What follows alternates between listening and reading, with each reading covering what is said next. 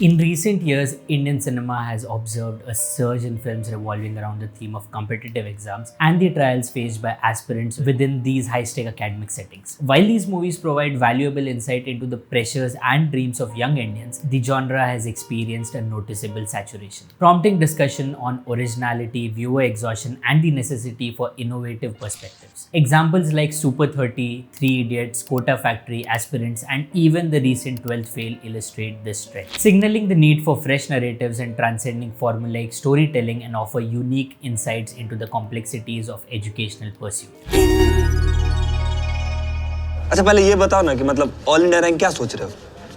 नहीं सोचे हैं. Varun Grover's first movie is a beautifully drawn, loving portrait of a young man who is an only child and is being pushed by his father's hopes to see his beloved son Vivek pass the JEE, which is the hardest test in the world, or at least it used to be back in the 90s. And that's the other thing we see in All India Rank, a nostalgic picture of India in 1997, when freedom was sweeping the country and the license Raj India was slowly disappearing. When Grover thinks back to that India, getting a phone or gas line used to take years, and the average Indian would travel from Gaon to Kasbah and sometimes to Sheher. But when Manmohan Singh waved his magic wand, hopes rose. So RK Singh, who has an average Sarkari Naukri and a normal life with his diabetic wife, wants his son to get into IIT, no matter what it takes, even if it means breaking the bank to pay for expensive coaching institutes in Kota, which is the epicenter of all IIT hopefuls, where Bundela ma'am will swoop on a class full of hopefuls, throw her chalk pieces at them to wake them up and make them fit to enter. So Vivek goes to his sad Kota hostel with a plastic bucket, a jhadu, mummy ke banaye laddu, and a weak will. He meets hundreds of other students just like him who have always been at the top of their class. He is now one of the thousands of students in the same country who are just as smart as him. Some really want to be great engineers that companies from all over the world will hire, but a lot of them are just here to make their parents happy. The movie is called All India Rank because the All India Rank tells you which IIT you will get into. Grover keeps it rough and honest, but he can't help but include the hostel mein gaane wala scene. The way the students are portrayed is nice. For example, Sarika is smarter than most of the boys in her class and doesn't know that Vivek is in her class. Vivek is obsessed with physics. She'll have no trouble getting where she wants to go. Rinku will play the guitar he bought with money that was supposed to be